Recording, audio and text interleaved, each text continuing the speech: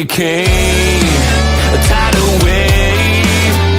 Essence perfect, life looks brilliant. Give me more of this. I'm out of control, about to blow, and I've been caught in the undertow. So toxic, but I can't get enough. You bury me, bury me. Yeah, you bury me, bury me. You've got me hypnotized. Push me out of myself. You've got me hypnotized. I can see, I can hear, going crazy, but the light has got me hypnotized. You've got me hypnotized. Can get you out of my head again.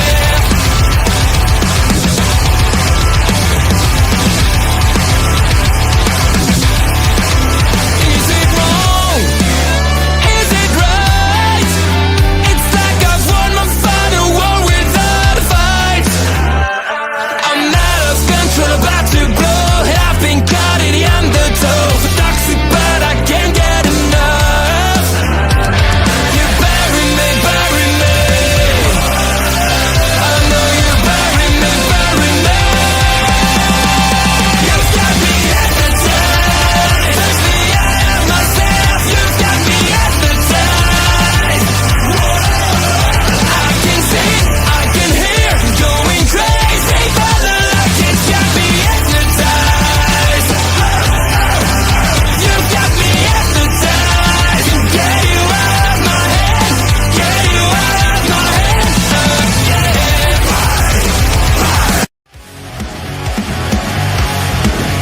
Please note.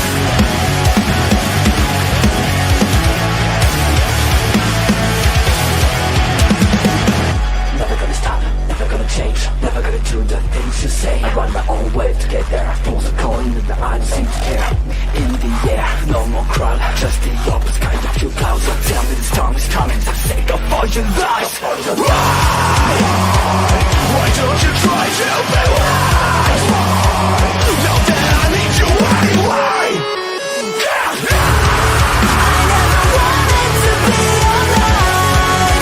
Just to feel like I'm fading. And though my heart breaks a beat down, I've crossed the lines just to tell you. Don't lead the way, don't leave a stay. That I draw with a try to play in the rain. I feel like I'm fading. Always do it on my own, so I gotta get through it. And the only thing I know is to love what I'm doing. Never give up, never slow, till I finally prove it. Never listen to the no's, I just wanna keep moving. Keep my head up when I act, head up, that's a fact.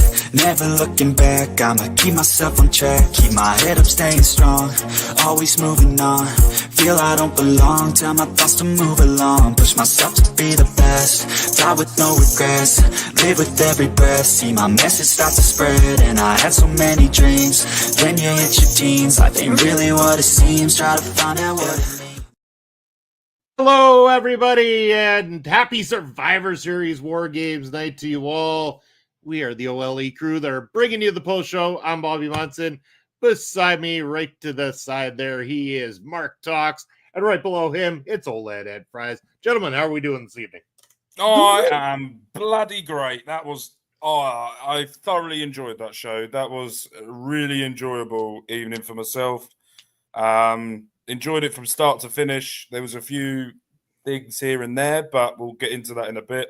But no, loved it. It was great. It's just, I just love watching absolute batshit crazy wrestling, and that's what we got.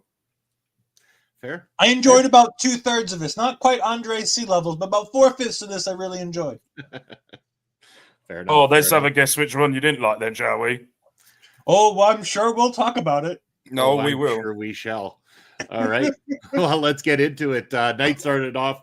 We're in Vancouver, BC. Not that too far from me, but far enough that I didn't want to pay for the travel because I'm cheap like that. I don't get called money because I spend it all the time. But anyway, I got to watch here at home, and now I get to join you guys. Kicking it off in Vancouver with the War Games match, the Women's War Games match. And a lot of people really digging this matchup. I thought it was darn good. It was good.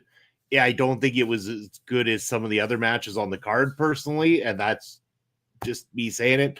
I felt like they went into doing everything so fast, and still at the end of it, the only story that really kind of sat there at the top was Rhea and Liv, which was the only story that this whole War Games match, this whole gimmick match had going for it. Unfortunately, this is not taken away from any of them. These are all talented stars. Yes, there was a tease of the Money in the Bank cash in. I didn't think there was a chance in hell that it was going to happen tonight at all. I really didn't think it was going down like that. Not in a War Games match. So I thought the finish was predictable. I thought it was good enough. It was interesting enough. It wasn't boring. But again, I beg people to look at it and go, in a half a year's time, are you going to look back and say that that's the match that stands out from this card? And the answer probably is going to be no. Just my thought. No, it was. I don't want to say this match was built to fail, but it was built to fail. Fair. With having Rhea Ripley in the match, you made it a one-story match. Yeah. There are 15 stories that could have been told throughout this match. Io and Bayley not liking each other. Bayley and Bianca not getting along. Who took out Jade Cargill? Tiffany Stratton in the Money in the Bank briefcase. And everything was briefly touched upon for a moment. Like, there was a moment where Io Sky looked at Bayley and Bayley looked at Io Sky, and Triple H goes, okay, cool, we got that story, check it off the list. Yeah, all's forgiven. We're good. But at the end of the day, we're right back where we started 4 months ago when it's Rhea Ripley versus Liv Morgan. Yeah, Io Sky, as you know, Rhea just said in the post show, you know, I'm going to wait and let Io have her match, and I hope she caves her head in. But it's not going to happen. Io's going to lose that match. Mm-hmm. And we're moving on to, by the time we get said and done with this, it's probably going to be WrestleMania. Yeah. Like, it's sad, but by the time we're done with Rhea and Liv, it's going to be WrestleMania. Auntie, hello. Auntie Collins, thank you for joining us.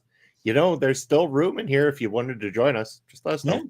Well, like I said, it was a good match. I think all of the wrestling, like, they had a couple of clunky spots in the beginning that people weren't quite sure what was going on. I think that as they were getting to it, but once everybody was in the ring, I think all the storytelling worked out just fine. They did all the things they needed to do.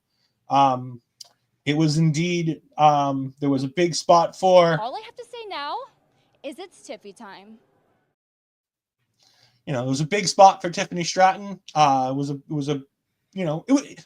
it. I liked the fact that she's like, who do I choose? Who do I choose? Who do I choose? And I love Io coming in with the fire extinguisher and putting the whole thing basically to bed, putting the fire out of that whole storyline. I think it's good because if Tiffany's not going to win the title, I don't think there's a reason to have her cash in. Because I don't see Tiffany Stratton being somebody who has a failed cash-in. I feel like this is going to be a successful cash-in at some point down the line.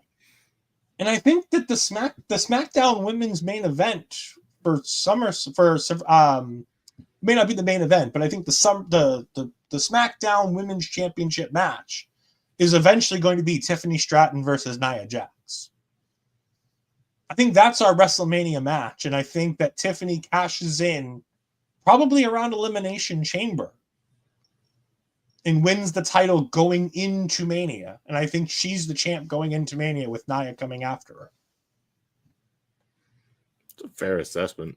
I mean, that could work. I would love, I say it every single time. I'm waiting for the day that somebody just cashes in and says, I just want a WrestleMania match. I want my match. Here's my cash in. I'm taking that WrestleMania title match, and to hell with all you.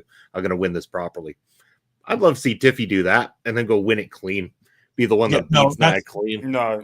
John Cena did that. As boring. Have you watched the Tiffany Stratton Championship match? I totally have. And I'm just saying that would be different. That would be different. I'm not a big advocate for the damn case in the first place. I don't like it. I'm not a fan of it at all. I think it's lazy way of putting a title on somebody and building somebody. But at the same time, I just praying for that day they do different with it instead of just the whole, oh, look, the champ's been beat to holy hell. Here comes the lesser of these two competitors to come cash in and take their temporary run as champion. But I think that's the recent way that they've been booking it, but it hasn't always been that. Like if we go back to the Edge cash in, like that was monumental.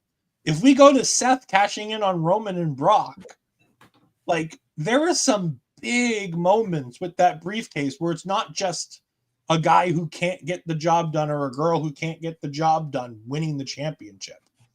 A lot of these cash-ins were the other way.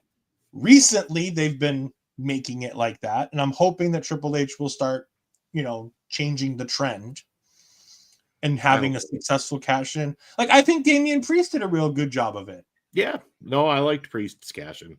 As far as cash-ins go, again, I'm just saying, I'm usually not a big advocate for it, but there has been good ones. I'm not going to lie. And good people have held it. It's just, I really wish they, I think it was used in an era where it was getting stale in terms of how they could actually get some of these people to the top. You get to them to the top, you have them on your TV shows winning matches. That's how you get them to the top. There's an interesting theory, but I realized I think that was a as Mel will call it, the Dimension era. Yeah. The Dimension era. I think that was part of that.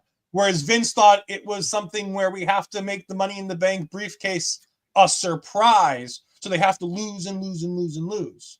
Whereas I think we've seen with Tiffany Stratton, well, she's not necessarily always picking up wins. I think she's at least been very competitive, very compelling, and constantly in the main event story on that SmackDown women's division the entire time.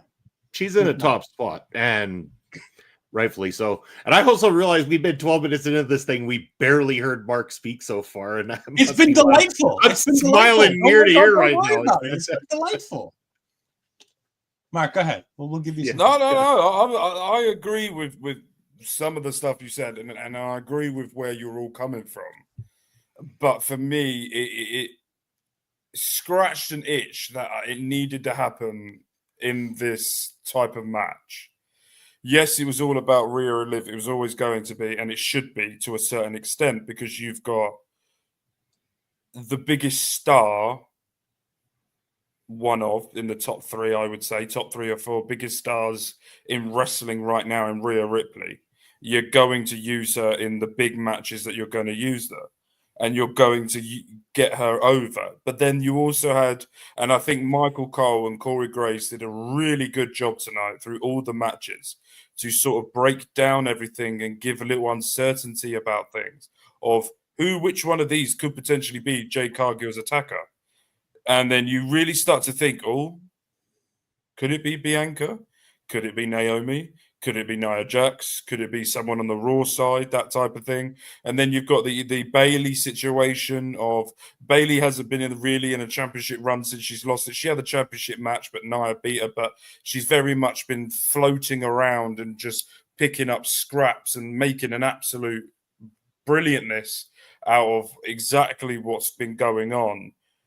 And I just think there was a few spots in here, and I like EO doing her pattern in, putting the, as you guys call it, the trash can over the top of her head, and then doing the moonsault. But for me, it was good. But then when I watched the replay, it was like Tiffany's now waiting and waiting and waiting. And I was like, if Tiffany waited, was climbing slowly up to the top of that cage, by the time that she put the trash can on top of her and then jumped off, it would have made more sense. But I think that bit there, I was like, not a big fan of that. But overall, the women's game it continued storylines that will help all women in this match. You have the Tiffany point of where Nia Jax can go on SmackDown and go, you were really contemplating cashing in on me because you were pointing at me and Liv with which one you wanted to cash in on. You've then got the uncertainty of Jade Cargill as well, what they're going to do with the women's tag team championships. And then you got on the Raw side, Io Sky now going after Liv Morgan. Could she potentially win that title on, I think it's Raw or whenever the next title match is going to be? And that could potentially free up that title for Liv Morgan. I wish I was. This chair, by the way, reclines. So at some points I'll be doing that. And you could potentially, if Triple H probably won't do it, but you could potentially have Io Sky have one storyline for Io Sky in the championship. You could then concentrate on Rhea and Liv, do their own thing on the other side. You've also got the Intercontinental Women's title that's just been announced as well. That will be coming in. So more women will be getting opportunities, different storylines for that. So there are potential here for more storylines. And I think from the dementia era, and if you look at now, and there was a big worry with Raw going to 2 hours that the women were going to get cut out because of the history, and that's probably a fair assessment of the history of WWE of that happening. But it seems to me, I don't know whether you guys agree with this, that Triple H is really now, he's gone gung-ho when he first took over. He's gone, I want all the best, all the surprises. Let's shake shit up and do it. And recently, I think since potential of the Netflix deal was announced, or since WrestleMania, once the batshit crazy match finished, everything seems to have been planned. Everything seems to have had a purpose. There's a reason why you see this for a split second, because it's going to happen a little bit later on down the line because of this reason. So for me, I'm very much of watching this match and going, okay, there's more stories for the women, and that's exactly what they needed to do out of this War Games match. You've got your ending that Triple H wants and needs, and the WWE Universe are probably looking for most part of it. If you get away from X, then that's the finish that they're looking for. But at the same time, I liked it. I really liked it. It wasn't match of the night for me, but it was a really, really good match that I thoroughly enjoyed. It did the trick of getting people into the night. It got the energy level, which any match that starts off a night needs to get the energy levels up, and that's what it was designed for. But we got the deal coming in, clunky opening match. Why did everyone struggle to find what they were looking for under the ring before they entered the match? I'd blame that one on the people who stacked the shit under the ring. Personally, I mean, if you don't put it in the right place, how is the wrestler supposed to get to it? You can look at this one of two ways. You can look at it clunky, or you can look at it as the superstars are trying to be realistic. They don't know where it is. They potentially think it could be this side of the ring, and they want to make it look more realistic. That's what I'm going with. I'm going with that because it sort of makes my brain not want to hurt with them not really finding the place bits, but I'm going to go with that. I think the only thing clunky was that it was way too mic'd up inside of that ring when Nia was calling a few of the spots, and you could hear it clear as day through the feed, like really bad, especially the chair shots. It was like, yes, we've heard what you're gonna do now. Thank you for passing that along. Oh, I didn't hear that. I will admit though, I'd much rather hear her call her entire match verbally out loud than watch Nia Jax from 5 years ago when she was hurting everybody and got fired.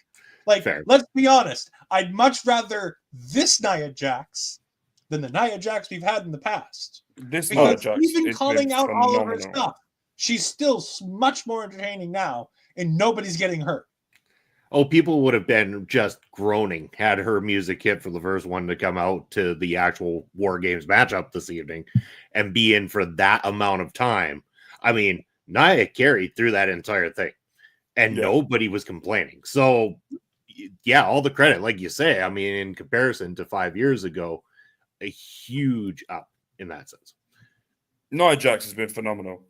I'm gonna pivot a little bit to the game that I play, WWE 2K24, with the universe mode that I'm doing, and the way I try and play her is the way that WWE are doing in real life. is this unstoppable force, but there's also weaknesses to it. She's not the Andre Giant part of no one has picked her up and thrown her over, that part of things, or what they've tried to do under the Dementia era, where they literally annihilate everyone for about a year and then all of a sudden lose. That type of thing. There's a realism about it. She even tried to do a Hurricanrana the other week, and it was just, it didn't look amazing, but she tried it, and I was like, fair fucking play. You wouldn't have tried that before, and you didn't hurt anyone. But I think now Nia Jax is one of those, I would call her one of the top women currently in WWE at the moment, of the way that she's performing, the way she's doing, the storylines that she's carrying as well, and the way that everything's pushing forward. Really loving her work right now. She's one of my favorites to watch at this precise moment in the women's division. Here's the thing about wrestling. It doesn't have to look perfect. It doesn't have to look pretty. Does a fight look perfect? Does a fight look pretty? No. It looks like two people that want to hurt each other, and they will throw whatever they need to gain that victory over their opponent. So when a wrestler maybe doesn't quite get all of a move, or they try to pull off something different and it doesn't quite look right, you can sell it as this is a fight. Not everything's going to go exactly perfectly. So, yeah. And here we got Bobby Stats up in the house saying hello, guys, and happy Saturday. I think on Mark's side of the world, it's a happy Sunday already. But yes, happy Saturday to you, Bobby. We are still on Saturday for most of the planet right now. Probably 3 a.m. So he can get up tomorrow morning. I'm hoping he stays up all night. So he's he's got to pull the all-nighter. Yeah. Absolutely not. It's currently 3 a.m. and I at one point there was a gap between like the main event and the final match, and I was sat here and I was like, "Oh, I'm satisfied now." And then I slowly started nodding off like this, and all of a sudden I just heard Solo's music. I went, "Okay, I need to slightly wake up now. I've got to do a review show after." I'm slowly fading. There it is. Well, I mean, you could have fallen asleep. We'd have been fine without you. It's okay. No, Ed, you needed me here just to be with you. That's why. I really don't think I did. did. You do. No. You may not think it, but I know deep down you really needed it. Don't. I think I'd been okay. No, but you really do. Bobby, you might want to carry on because we can do this for a while. I was just going to say, well, guys, speaking of falling asleep and snoozing on things, the popularity of LA Knight has completely fizzled out, and so has his title run as he went up against Shinsuke Nakamura in the next match for the U.S. title. First of all, Nakamura, the entrance now looks fantastic. The replay of his music now also great. As soon as I saw that presentation presented on SmackDown, I was like, yeah, there's no way LA Knight is pulling out of this. Like, the whole thing is LA Knight's ordeal was popular on the way to the title. The story of getting to the title was LA Knight's story. It's now ended. It isn't much left on that level for LA Knight, in my opinion. Nakamura returning, new look, badass look, new music, new presentation. That mask, great touch as well, too. This match was fine. There was nothing special about it. This was a good TV match for a U.S. title. That, like, had this happened on SmackDown, I would have been like, hey, that was a good SmackDown title match. Pay-per-view match, premium live event match. It was put in the spot it needed to be put in. Second match of the night.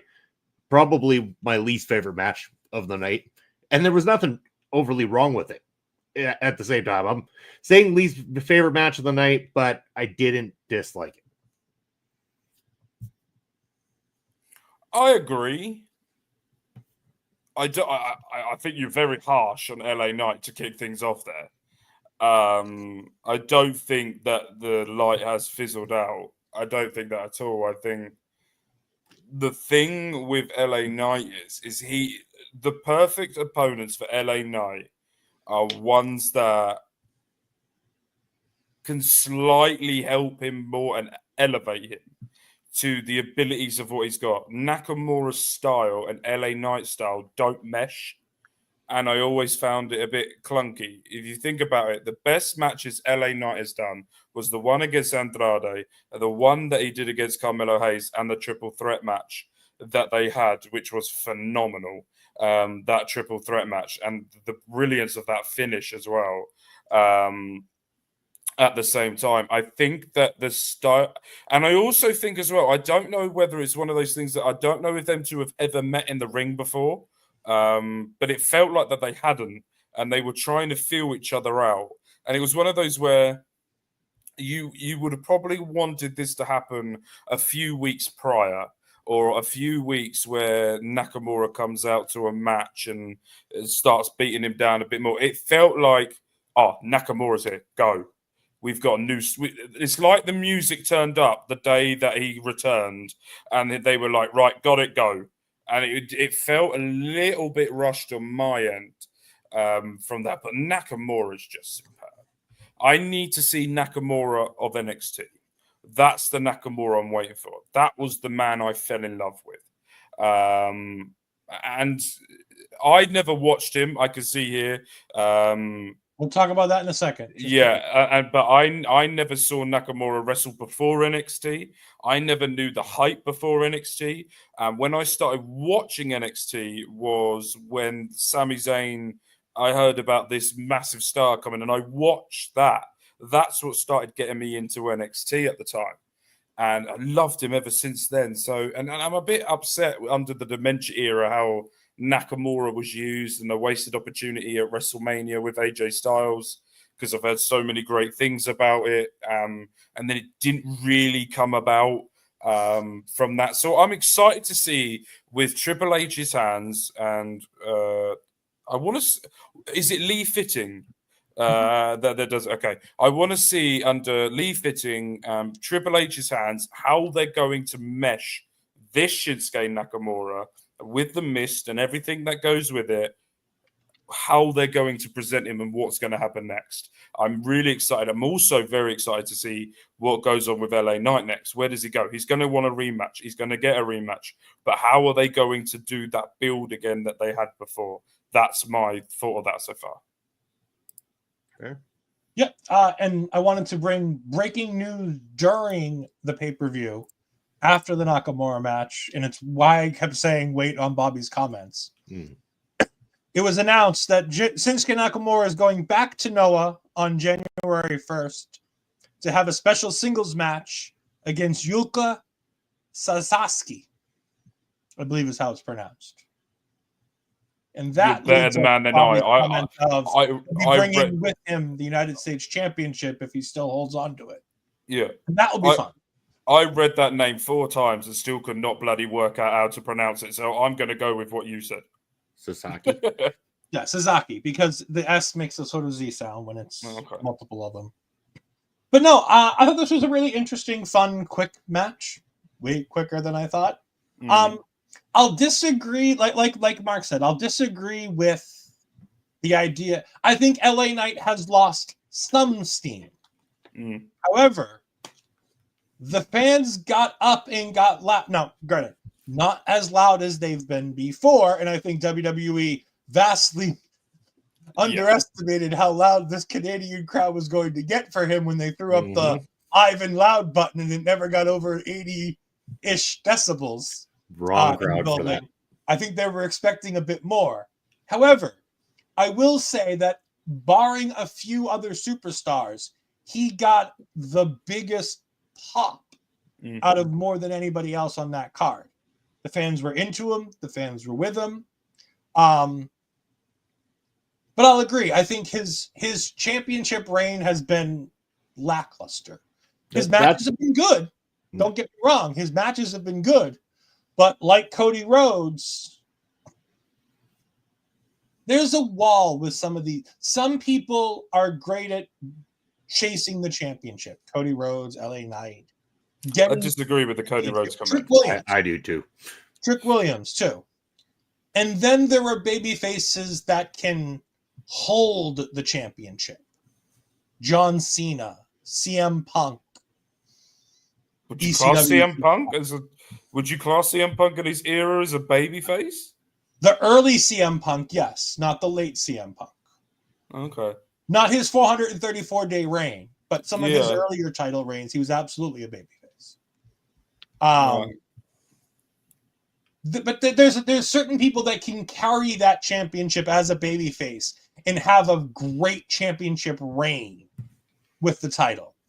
To be fair, the people you mentioned were baby faces, but they had an edge.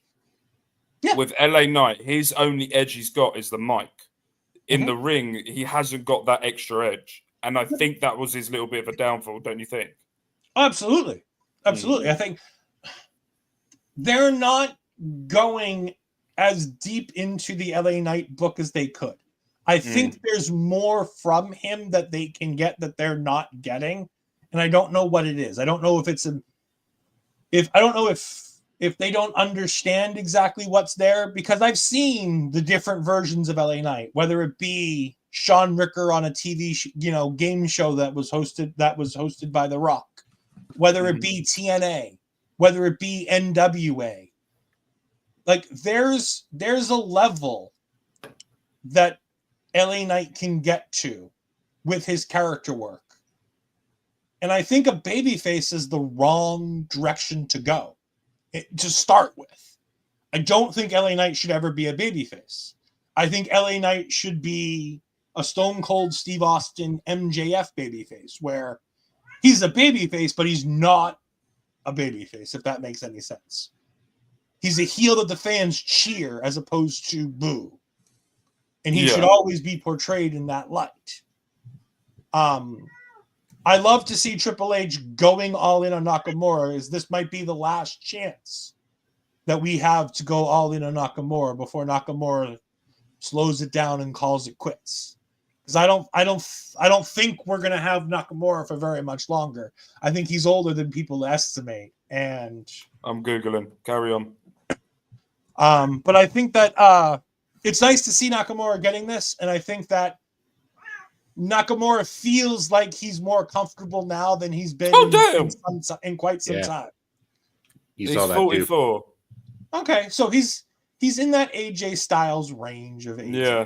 He's a little younger than AJ, but not quite as But I mean that's mid-40s. That's getting towards the potential end of your main event run. And I still think that there's a main event run in him. I just think that he's unfortunately, there's so much talent now in the company that he's stuck where he's at. But see, that's where it is with LA Knight. And again, this is I'm saying it's more the title run, like you guys are saying, not LA Knight himself. And there is something to be said about that level that he can get to, because that level is good for business still, whether he has a belt or not. Again, titles don't have to be on everybody in order for those people to be valuable to the company. And LA Knight's one of those guys that it's great in the chase. And now he can, do his thing with other wrestlers. He's a guy you can rely on for a quality match. I mean, there was nothing wrong with this matchup tonight. It was short. It did what it needed to do. I would have been greatly pleased if this was a title match on TV. As for a premium live event up against some of the stuff it had to contend against, it kind of falls short of being one of the matches that you're going to remember come tomorrow.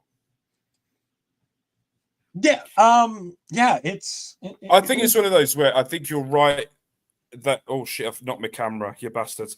I think you are right with some of the points. Bastard, you're the one who knocked it over. I know. I wasn't calling you it. I was calling that my camera it because it's being an absolute. No, I know. I just using those Jedi mind tricks just to take them. Yeah. I mean, if I really wanted to get rid of you, Mark, I'd just do this. Oh, just like that. But no, I agree, and I agree with what you're saying. I can't remember. I've gone. The camera's put me off. Carry on. All right. How about we carry on to our next match, seeing as we're 30 minutes in and we've only talked about 2. So next is third match on the card, the Intercontinental title match. And can I talk about this one? I think we should just because I got to get to the comfy Gus at the end. Let's let you have let you have the floor there, Ed. Oh, sorry. Hey, Bobby. We got Bobby's cat making an appearance, so Bobby's cat is talking to the cat. Don't blame him. It's a good cat. All right. Braun Breaker versus Mr. Tiffany Stratton versus Sheamus was fantastic. I love this. Top to bottom, love this. This is exactly what a triple threat match should be. hard hitting, all three guys kind of getting involved. It had its moments. Every guy had their spotlight moment. Every guy was getting beaten up. Every guy was beating up everybody else. It was fantastic. There were lots of cool things that happened in this. Sheamus getting tossed over the ring apron by Bron, and then Bron getting knocked down by Ludwig Kaiser, to then Ludwig standing in the corner where Sheamus got thrown over, forgetting that Sheamus got thrown over there, and we had the Keith Lee moment where Sheamus popped up behind him. The 10 beats of the Bowery on both of them. There was a lot of fun in this. Ludwig Kaiser using the shillelagh, I thought was really cool, considering that nobody uses Sheamus's shillelagh. And it's a triple threat match, so there's no disqualifications. Again, we'll talk about matches with no disqualifications a bit later. I really think that this match did a lot for everybody involved. I thought Ludwig Kaiser at moments looked like a genius. I thought he got over his moveset. I thought he got over his character. I thought he got over this manic place that Gunther has put him in to prove himself, to upgrade himself. I think this guy is a future Intercontinental Champion. He may be the very next Intercontinental Champion. Honestly, if I had my way with it, he would be the next Intercontinental Champion. Not now, but in a few months. There's a lot of fun to be had. Yeah, Ludwig Kaiser was absolutely a future single star in this. He's got everything he needs. He can talk, he can wrestle, he can brawl, he can do the high fly, he can do the in-ring grapple work.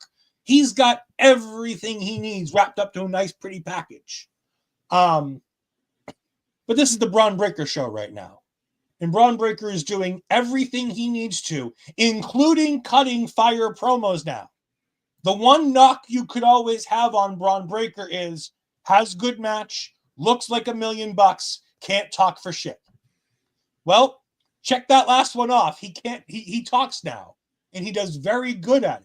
Whether they're simple scripted promos or if he's found something in himself after working with Baron Corbin and being part of the War Dogs, the Wolf Dogs, there's been something special that's come out of Bron Breakker since being brought up to the main roster.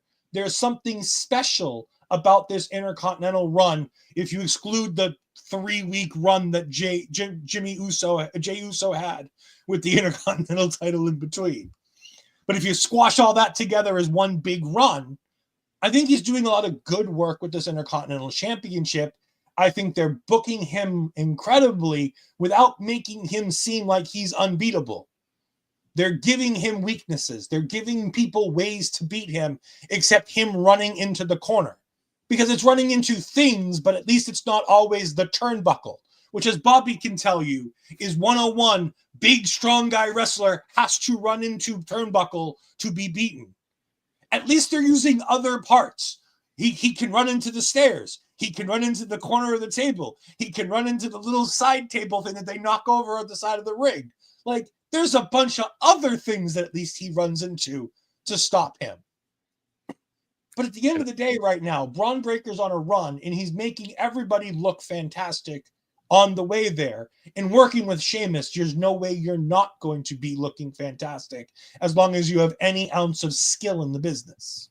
I agree with that. And the good thing about the match is Sheamus did the Irish thing and lose.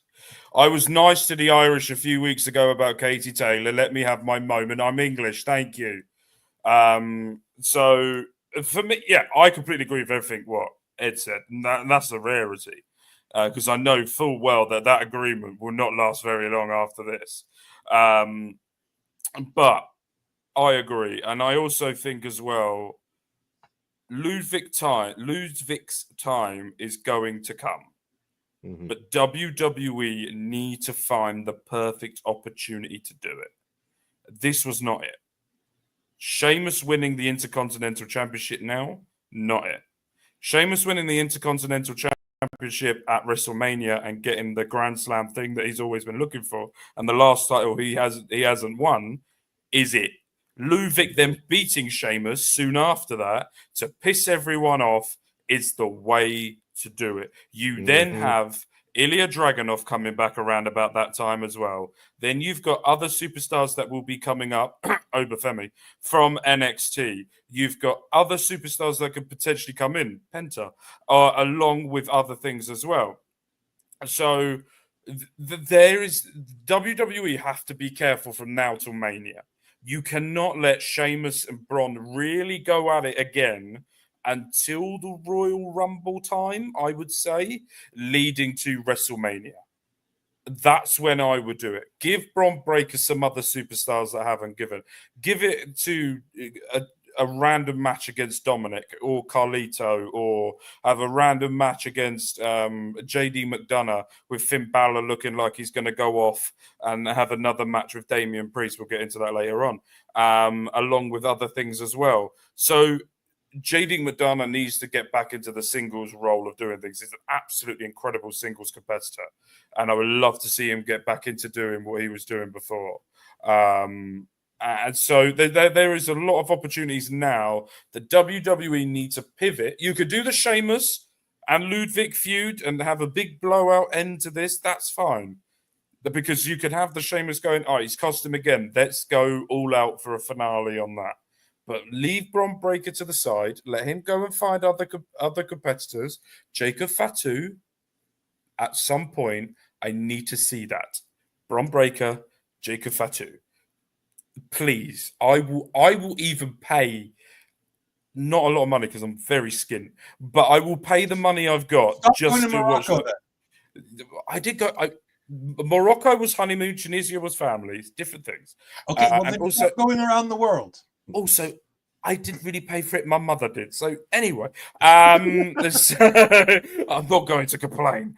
But no, it is very much of that. They've done an excellent job. This was a great match. This was everything for everyone. That pinfall when Ludwig pulled the referee out of the ring and the way that it all finished off. It was just a great match. I really enjoyed it. Bobby, I'm going to let you now go and shit on it.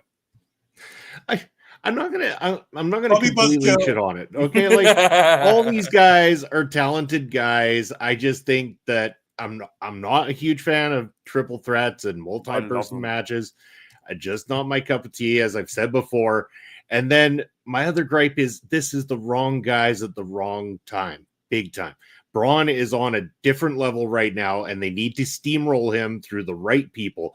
Putting him through Sheamus right now, no, you needed to wait this out until Mania and not have Sheamus have any interaction with Bron at the moment and give him that moment like you're talking about, and have Kaiser take it from Sheamus from there would have been the way to do it. But Kaiser's not going to get, like, Kaiser's great and he's going to get there. He's not going to get there if he has to keep being put in these impossible to get over spots where he needs W's right now.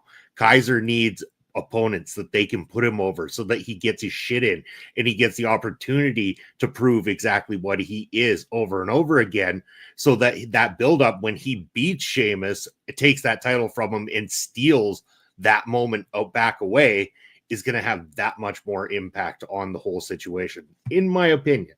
That's my only gripe. Other than that, these guys are all talented. They're outside of Sheamus. This is the future of WWE on display, clearly, in this matchup. That's not a knock against Sheamus. It's just Sheamus is getting to be old skin at this point in time. Other time is undefeated, as they say. That's right. So, but that's the extent of my gripe with it. I mean, again, other people love these multi-person matchups. It's not always my thing. No, I can agree with that. I can agree. I can entirely agree that this is the wrong three to have here. I'm just saying, as long as you have these three here, this was about as good as it could be with these three. Fair. Yeah. Whether this is the right three to put here probably isn't, I agree, probably isn't the best case. But I mean, at least we're getting to see Bron Breakker. This is the height of what Bron Breakker can be with this Intercontinental Championship. And this is telling me that Bron Breakker is capable of working with the top upper echelon of the WWE, because Sheamus is the top echelon of the WWE. And if he can hang with Sheamus and have a good match here with Sheamus, there's no reason he can't have it with Damian Priest. There's no reason why he can't have it with Roman Reigns, with Seth Rollins, with Cody Rhodes, with Gunther. He can have that match with any of these talented individuals because he's good enough to hang in those matches, and he'll be good enough on the mic to at least not be embarrassed by most of them. See, that's where I think I disagreed until you said there at the end, the mic. In ring, NXT, I knew for a fact he was going to be world champion material. You could just tell the way that he moves. He's gone to another level now, and he has put his game up. But you knew by that there was a blueprint there for a world champion. The thing that was letting him down was his mic skills. And ever since, I don't know what it was, he was with Pat McAfee and something, and then he did. There was an interview that he did on the Pat McAfee show, and then he did Raw after. And the Raw after that McAfee show, it just changed. The Breaker interviews changed. I don't know whether McAfee had anything to do with it. I'm not saying he did, but what I'm saying is there was an instance where he was around people that are really great on a microphone. There was conversations, and then all of a sudden he feels looser. He feels like that it felt like that when he was in NXT, there was a script, he had to stick to it. With WWE right now, there probably is, but he feels like he's saying the words or he has an input in what he's saying. And he feels like he's the one doing it. That's how I'm coming across as it now. It probably isn't, but that's how, when I look at it, how I feel with it. But he's just having fun, and the dogs are barking, and I can't really bark too loud because my dog goes off when I start barking like Bron Breaker. So I have to do it quite quietly, and it's quite sad. I look like a bloody fat chihuahua when I try and do it. But anyway. I'm now going to try to Photoshop Mark. Love it. Tonight's activities to see if I can get it ready for tomorrow. There you go. Try and get it done. Perfect. All right. Well, now we move on to what was easily the best professional wrestling match on anybody's programming at all today. And that was the World match are you Championship match. talking about? Was the World Championship match with the Ring General and Damian Priest. And as good as Priest is, he's no Gunther. And Just before we start this, I need to ask you something. What was the stipulation in this match? That this was a world championship match between two competitors. What was the stipulation for this matchup? There was a stipulation. It was a street fight. Not once was it said. I didn't ever hear it called that. It was supposed to be a street fight. It was advertised on Raw as a street fight. Well, and they wrestled it like a submission match. Well, Raw sucks anyway. I wouldn't go that far. Raw has actually been really good. I've actually been really enjoying Raw. I don't know. It didn't need to be like. Why do we need another gimmick? That would have been stupid in the first place. It didn't need to be a gimmicked match because it had no need to be a gimmick match on a card full of gimmick matches. So I'm glad they didn't go to a street fight on this whole situation. I'm glad that this one ended up being more of an actual wrestling matchup. And this one just proved once again that Damian Priest can hang in a great wrestling matchup. This wasn't just two big guys slugging it out. This was two big guys slugging it out and wrestling a professional wrestling matchup. Yeah, there was shady shenanigans that cost Priest, but at least in the back of a lot of people's minds, this was one of the times they felt Gunther was in danger when he was defending his championship. And that just goes to show that they have put Priest in a good enough spot that they have you believing that they could pull the trigger on another Damian Priest title run, especially when they've got somebody the caliber of Gunther holding that belt right now. So I personally was a fan of this. I liked how it was done. I'm okay with the finish. I'm especially because there is still that unsolved animosity, I guess, with the Judgment Day split up that needs to be, aired out and finished for good before we can finally move on and have Damian Priest do his own thing. Maybe by that time, all these different wrestlers will actually have music and stuff that differentiates them between their individuality and the Judgment Day, because they all still look like previous members of the Judgment Day at the moment. Priest has his own new music now. He does, but everything about it still screams Judgment Day. And by the way, I will correct myself. I am incorrect. It was alluded to that it would be a street fight. It was apparently never made official. There we go. Because I can no longer find any graphic that includes this as a street fight. I was incorrect. All right. But It was still a really bad submission match. It wasn't even a submission match. It was It a really wrestling was. match. It was a wrestling match. It really felt like a submission match. No, there was an opportunity this is what you call wrestling, not like the flippy shit that you see normally. This was how it goes. There was an area that Damian Priest had got hurt in, and Gunther targeted, just like how a proper wrestling match should be. It's the way Brock Lesnar used to do it. Brock Lesnar used to target an area, beat it down, use the Kimura to win it, or beat you down so you couldn't walk and F5 you to win it.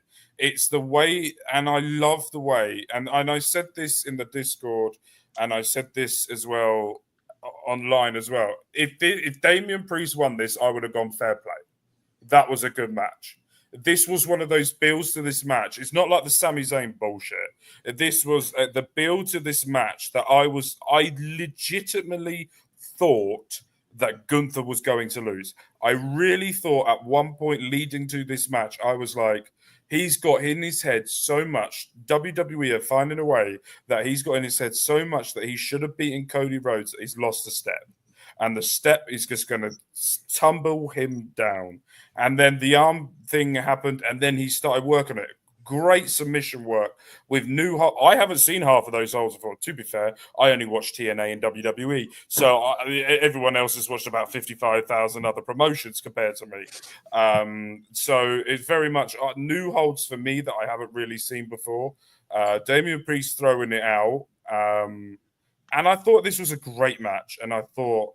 I really did think at the end that Damian Priest shouldn't have fell, and the crowd thought the same as well when they said you fucked up. And then all of a sudden I was like, as soon as the people in the front row started turning, I went, oh yeah, that was meant to have happened. Hello. Sean. And I was like, yeah, that was meant to have happened. And then Finn Balor comes out, and then I've read somewhere that the match is going to finish at WrestleMania between Finn and Damian. So that's way too long, obviously for me anyway. It's not. No. Yes. No, it's not. No, longevity is a good thing. No. Yes, No, longevity. No. Feuds are a good thing. Longevity This is a bad thing. is a good thing. Longevity, I agree. Not when they keep repeating the same bullshit every single time. This is repeat. Rinse and repeat. This is why you can actually use a gimmick match on this one, though, because they've rinsed and repeat the whole Finn Balor hiding behind Judgment Day and Finn Balor sneak attacking and stuff like that. So you can now gimmick this one. You can put them in a cage or a Hell in a Cell or something like that at a WrestleMania because it's a blow off to the feud. It makes sense. It's actually a gimmick for the purpose of ending a blood feud between two rivals, and that's the best part about it. Get it done at Rumble. Get it done at Rumble, and Absolutely. I'll be happy. Finish this shit at Rumble. I do not want to see Damian Priest versus Finn Balor at WrestleMania. Because we could potentially... No, because we could 2 days of potentially... WrestleMania, though. You need matches. You've got 2 days of Royal Rumble. We can put Damian Priest in a much better match at WrestleMania. 100%. You've got 2 nights of Royal Rumble now. You've got 2 nights of No, Royal you Rumble. still have one night this year. Oh, is it still Just one night night. in 2025? Oh, okay. But at the same time, it's like, I get what you're saying, Bobby, and I get it, and I understand what you're saying, because we've had the bloodline do longevity, and there was swaps and changes. Little bits have stayed the same, but there was always something that was going to come to that was something that was going to happen. There was always inner thing. Going. But this Judgment Day bollocks is boring the shit out of me. Like, I need Rhea Ripley versus Liv Morgan to end in the first person to fall off a train, and then the next one I need Finn Balor versus Damian Priest in I Quit on the top of the Empire State Building, just so that it goes so extreme that it can never be touched again, and we never see it again, and we never hear from it again, because they're both excellent competitors, but they're in such a horrible position with how it's been gone so far. This needs to be done, and this needs to move on. And we need... Damian Priest could easily get opponent for WrestleMania. Easily. He could get in the IC title match. He could get into a feud with someone that he hasn't wrestled before. You could have a fun match with Damian Priest against a new superstar that's coming in, because he's getting to the point now where you're starting to trust him apart from when he goes over the top rope, to do a match against anybody. And that's the same with Gunther. And that's why we're talking about this match as well with the Ring General, is you thought he was beatable. But then there was that, and there was a point in this match I knew that he was going to win, was the point of, I can't remember what happened just before. He got up and started shouting at the crowd and then started targeting bits. And I went, right, he's now snapped back, or something's triggered in him to get that confidence back of what he had before. And I went, right, yeah, he ain't losing this. Even though I know full well he's going to lose this at WrestleMania and I'm going to be heartbroken at another WrestleMania. But But that's what WrestleMania is designed for, is for villains like Gunther holding the championship strongly to finally get beat by the babyface. The story of triumph and overcoming the odds. Like, that's exactly what WrestleMania is designed for. And that's why Gunther is so good in the position that he is. Because even for those of you who say he's boring or you don't like him or anything like that, you're going to be excited when the right babyface beats his ass at WrestleMania and takes the belt from him. And it's going to have that much more impact because they have him there every single week. Whether he's in a promo or he's in a match, he is there working. He is on TV. He is good inside the ring. I don't care if you find him boring or not. His technical ability and his selling is fucking fantastic. Top notch. Best in the world. As a resident American, hold on. Yes, sorry. Resident American, Thanksgiving was good. Canadian, it was good in October. They don't have it. I don't have it. None of us have been to any wrestling cons. No. So we can't really help. If you would like to book the whole of OLE to have a table at a WrestleCon and fly me out to America, then please email us and I will happily fly me out and I'll do it. Mark will fly all of us to those locations because he flies himself around the world. It was nice to have Rhea interact with other people that weren't Liv and Raquel until she pinned Liv after beating up Raquel, who she was handcuffed. All right, we've gone past that match now. We talked about it for about 20 minutes. Let's carry on. Yeah, carry on kind of goes into the main. Guys, something's glitching right now. Coming soon.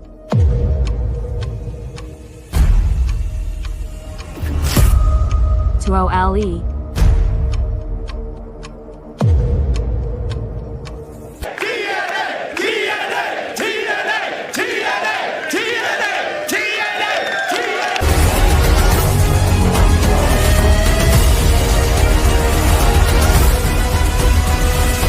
See you soon.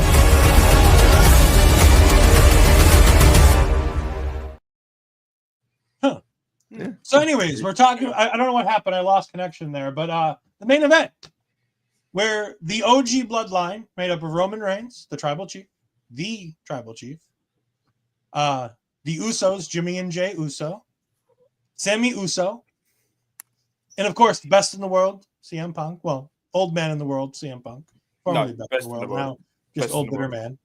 Versus Timu bloodline, made up of the best on their side, the Samoan Werewolf. Fantastic guy. Just as long as you don't want him to show up to your shows, and he's fine. What are you also have? Huh? What the hell are you talking about on that front? He's notorious for no showing Indian promotions.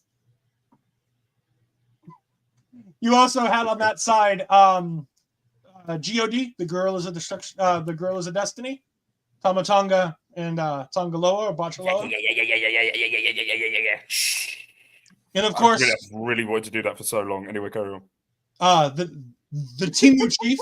He's only just one rung above Mark Talks Wrestling. He's Solo Sikoa. I love you, Solo. And of course, Bronson Reed. Fantastic guy. Big. By the way, I need that new shirt, Tsunami State. I need that. I will buy that. I need that shirt. That was a good call. That was a great call.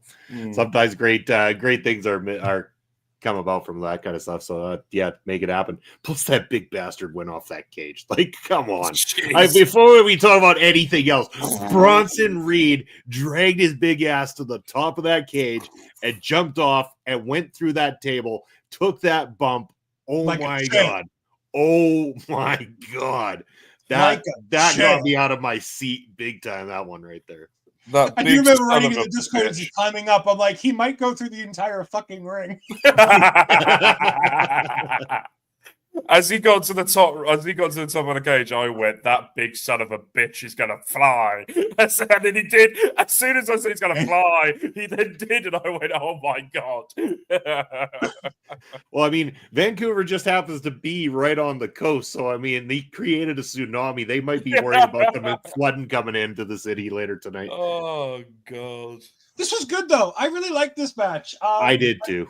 Yeah, I really did. For all the faults that we talked about with the women's war games, how there's 15 storylines and they're not telling like half of them correctly, they told every little bit of story throughout this match. Oh yeah. Issues with CM Punk and Roman Reigns. Check. You got it. Can we trust Sami Zayn as, bringing Sami Uso into the fold? That was checked off. There was a lot of good work with that. You had the individual entrances, which I didn't even think about, but WWE even made that a storyline of the entire Timu bloodline comes out to Solo Sikoa's music as a unit. Mhm. And every single member of the bloodline comes out to their own individual music and their own individual entrances. to be fair, if you have Roman Reigns' music, you're going to come out to that on your own anyway, aren't you? Because that is just final. No final boss. Sorry, final boss. I acknowledge you, my final boss. But God level status. I mean, and that crowd was yeeting like crazy. Those Canadians wanted to yeet all over the place, as Mark would say. Those Canadians were dropping a lot of F-bombs in this matchup as well. To be fair, there was a couple of these wrestlers dropping a couple of F-bombs. Well, you did have Jacob Fatu in there. I'm surprised he's kept it. Yeah, and I think he was the one who didn't. That's what shocks me. That's again, if anyone goes back and watches old Roman MLW Reigns at the tape, end of the match saying, "Let's get this fucking shit over with." yeah, but if you go back and watch old Jacob Fatu, there's usually a distinct amount of F-bombs that were way higher than the amount of times that guy bumps in a match. Apparently, Melbourne was saying as well is that Tama Tonga is now doing the yeah, so he can stop swearing. So he doesn't swear. I was like, that's brilliant. Yeah. But I got to talk about too Jacob Fatu selling in this match. Oh my god, I hate this too. Oh, I love it. It's so good. Every time he has everybody believing, and I said it in Discord. I'm just like, I'll wait. I don't ever trust Jacob Fatu is injured until I know for sure Jacob Fatu. Until I see a bone protruding through the back of the man's leg and he is unable to snap it back into place, wrap a piece of cloth around it, and continue on. I do not believe Jacob Fatu for a damn second because he is just that good. He intentionally screwed up the move. Intentionally, I'm going to say that again, screwed up the move so that he could take a fake injury in this matchup so that they could take him out through the table and make him unable to save the day. And it still makes Jacob Fatu look like a total badass, does not take him down a peg whatsoever. And now you're also setting in sights that he did most of the damage in this. Him and Bronson really did most of the damage team on that side of things when he wants to. And when it's time for Act 3 of this bloodline, Jacob Fatu is taking that bloodline. He will lead that bloodline. And there is new bloodline members that are going to happen eventually. They're waiting. They're training. They're getting prepared. And it's going to happen with Jacob at the top. Well, we're talking about Lance Anawaki being signed to NXT as a developmental talent. He will be there with Jacob, former tag team together over in MLW. And to be fair as well, there is a current bloodline member that's currently the general manager of NXT if they're going to go down a different route with that as well. So you've got the thing with the bloodline is, right, this thing is never going to end. You have so many, right? And I mean this respectfully, right? And I respectfully mean there's so many of the fuckers that you could do this forever. That's the thing with this bloodline. There is so many. They will pop up for anywhere. Jacob Fatu has about 6 kids.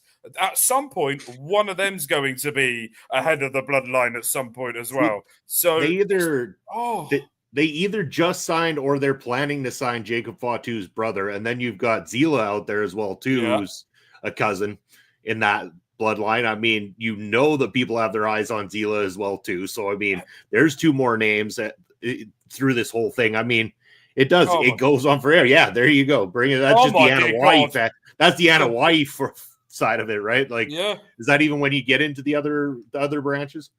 I mean, And then- it has the Rock branch over here, but it doesn't Okay, have the okay. Samoans. It doesn't have the Samoans on Well, it. there we but- go. Ashford said Zila got signed to NXT, so Zila's already signed. Who is his manager? Because he was the Umaga manager, and I can't ever. And Estrada, is that his name? Armando Thank you. Estrada. That's the one. He's been Alejandro, just I'm recently signed. Armando to- Alejandro Estrada. He's just been signed to a Legends contract. Yes. He's going to pop up at some point. Wasn't he a manager of one of them as well? Yeah. Or he was did something Umaga. with. Yeah. Umaga. No, but he did something in the independents with. With I Zilla. think it was Jacob. Zilla. Him. Zilla. Yeah. So he could potentially pop up. You've got so many. I love this. Like, so, by the way, and we're all going to say Jacob and we're going to praise him and we should praise him. He's phenomenal. And Tama Tonga doing the I could do that all day. I absolutely love that. Tonga Lower as well, doing great job. Tama Tonga being the batshit crazy man he is, just walking around. The camera's gone. You could piss off. Going around the cage like a madman. But then Solo Sikoa's work, if you take from WrestleMania to now, his work that he has done on the microphone and what he's doing in the ring is phenomenal. Absolutely phenomenal. And I think he deserves a lot more respect. Yes, we chant him and that because we want Roman Reigns as a tribal chief. But I don't think Roman Reigns will ever be tribal chief again because I feel like that he's just going to go off in a different direction, i.e. Netflix. And Solo's going to go in another direction, i.e. SmackDown. So I'm very much, it is a very cute avatar. I might have to change it because it's annoying me. And my camera's not turning back on. The stupid turn on. It's honest, Mark. It's the best There you you've looked all night, mate. I wanted to say it, but I thought it would be too mean if I say it again. Now I'm being bullied by both of them. No, I think, piss off. And then I think Solo deserves a lot more praise, and I think he should be getting the praise he gets because he's doing phenomenal. Everyone did phenomenal, and I'm going to agree with Ed on everything he said as well. That the whole storyline to this and everything to go with it was just excellent, and I absolutely loved it. Yeah, well, this played out very well. I liked it. I mean, obviously because of liking Jacob Fatu, I was rooting the other direction, and Solo does deserve his flowers. I mean, he's come a long way for sure. I was good either way. I mean, I think maybe Roman and his crew needed it at this point, and it doesn't really hurt the other side. It doesn't hurt Solo to take this loss, especially in the way that he did. So brilliant. But again, to me, this was just, they've been building to this for so long. It was an opportunity. It wasn't full bloodline versus bloodline on both sides exactly, but this was bloodline war games. This was a rarity in professional wrestling. We've never had the opportunity for a full family full of individuals to be getting in there to tear each other apart, to do some of the spots they did. And by the way, that splash through the table onto Jacob Fatu, that table broke like nobody's business. That looked sick as hell as well too. Really, did you see the way Fatu laid there though? And it literally looked like he died. Yeah, he was. And do you know what? I hate him as well. Like I hate you, and I hate him. Because when I went, oh my God, he's injured, and you went, no, he's not, he's fine. And then he stood up walking around. I went, that fucker got me again. He did it before. And I was like, Jacob, you're so good at selling. At some point, you could die, and I'll still feel like you'll come back to life. He's got to the point now where I'm like, stop it. He's going to have a mystique to him forever. Like, it's going to carry on. Like, one day people will be like, it'll be a conspiracy theory that Jake Fatu still lives out there. He's lurking in the shadows. He's going to be like Bigfoot. He might put. He's just going to tell. They're going to think they're going to see him somewhere, and just unbelievable that man. All of them. CM Punk as well did a great job, and I think everyone in that match. And I presume that there's probably been a conversation between Roman Reigns and CM Punk before this actually happened, to clear the air after everything that happened before, to go forward. So it's good that everything was cleared, everything was good, and we just got an excellent match out of it. Now, where do we go next? The Ula Fala needs to be on the line at some point.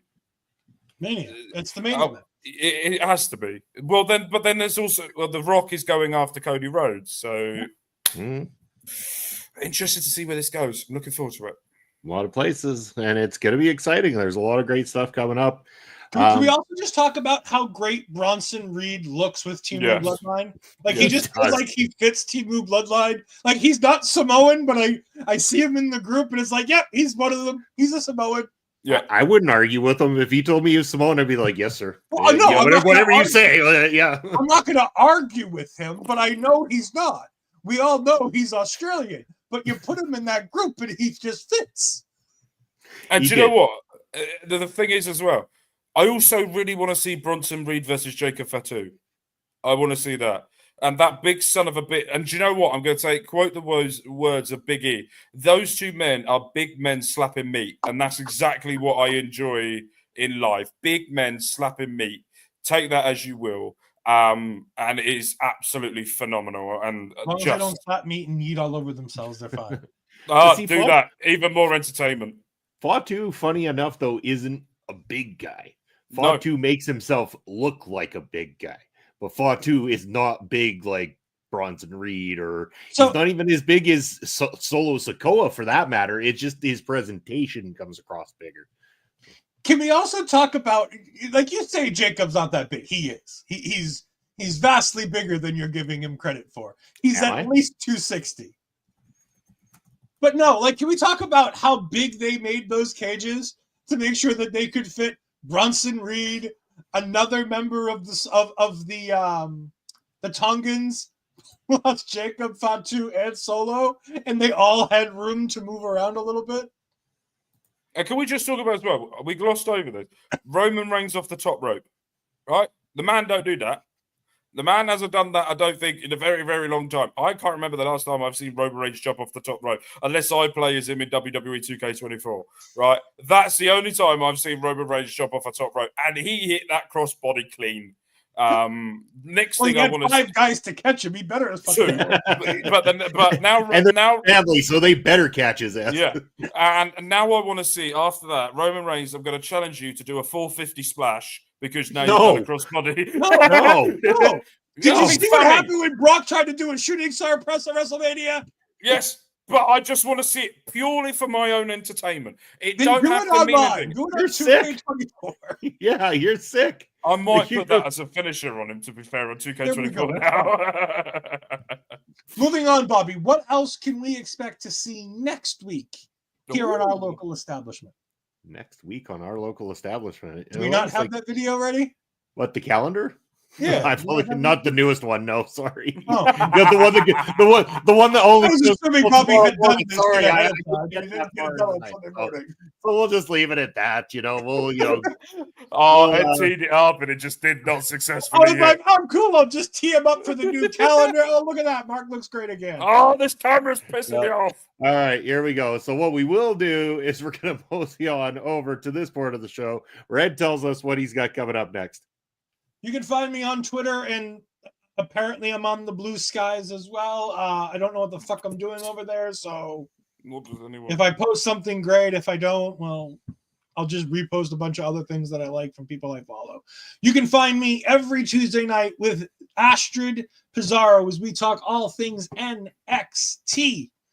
And we got Deadline coming up, so we got a preview show, and we can officially announce Ophelia Payne is going to be joining us. Awesome. So Ophelia's going to be joining us for our preview show for Deadline. And of course, we're going to be joined by Santana again after her appearance on Marvel Talk last Wednesday. She'll be joining Ashley and I for the post show for Deadline. That'll all be taking place a week from tonight. Thank you. You can also catch Like I said, we had Marvel Talk last Wednesday with Santana, where me, Andre, and Santana all talked about the Black Widow movie, which you can go ahead and check that out. We had a really good time doing that. And not this upcoming Wednesday, but the following Wednesday, we are going to be going ahead and talking about Doctor Strange, the Scott Derrickson movie. There's a lot of good stuff happening there. And of course, I will be at the December 17th NXT show. So I'm very excited as I count down the days to that show. So I'll be missing from that NXT Tuesday night. But I'm sure Ash will have a fantastic special guest. Perfect. It won't be Mark. Don't worry. All right. Never Mark- is anymore. I used to do NXT. No, she doesn't like me anymore with NXT now, so it's fine. I remember that. It's absolutely fine. I'm fine. Anyway, yes. I don't think Hello, you're fine. Bobby. No, I'm not fine. Mark, what you got coming up? Hey? Oh, I don't know. What do you got? I have an announcement to make on my gaming channel Monday coming up. On Mark Talks Wrestling, we are building for Bound for Glory. And on tonight's show was the last New Japan show. And tomorrow is Evolution, where Jade Cargill is going one-on-one against Jordan Grace for the Evolution World title. And we have a tag team championship match for that as well. And the debuting WWE superstar that is Ed's favorite, and I told you I wasn't going to piss you off with that one, Ed. With that one, Obafemi will be coming in to Bound for Glory in a surprise match of my choosing. And also as well, we got Bound for Glory coming up. Bobby Munson has all of his main event championship matches. Lauren has gone batshit crazy with one of the matches. And I am a special guest referee in the championship match between the Ring General Gunther and Pete Dunne for the European title. And then on Mark Talks Football, me and Bobby are rebuilding South Shields. And the video, we're coming to the end of the Did season. you say South shit? South Shields. Shield. Oh, okay. They're by Newcastle, so I'm doing a Geordie accent. Because that's where they talk, man. YA pet. That's all the Geordie I know. And we're coming to the end of the season, and we're very close to being crowned champions. I've got to remember where we are because I've recorded quite far ahead because I've really enjoyed playing the game.